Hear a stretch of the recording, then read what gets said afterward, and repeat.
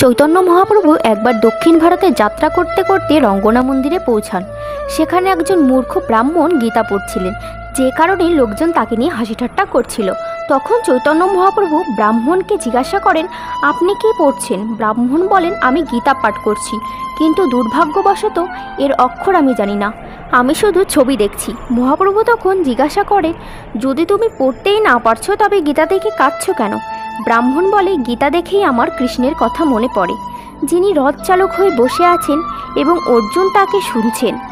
আমি এটা দেখেই কাঁদছি। প্রভু তার ভক্তদের এতটাই ভালোবাসে যে ভক্তের রক্ষা এবং বিজয়ের জন্য তার রথের সারথি হয়ে যান। এটা কি আশ্চর্যজনক নয়? তারপর চৈতন্য মহাপ্রভু তাকে আলিঙ্গন করে বললেন, আপনি গীতার সার্থর্থ জেনে গেছেন। গীতার একমাত্র কার্য শ্রীকৃষ্ণের প্রতি ভালোবাসা ও সমর্পণ জানানো। হরে কৃষ্ণ।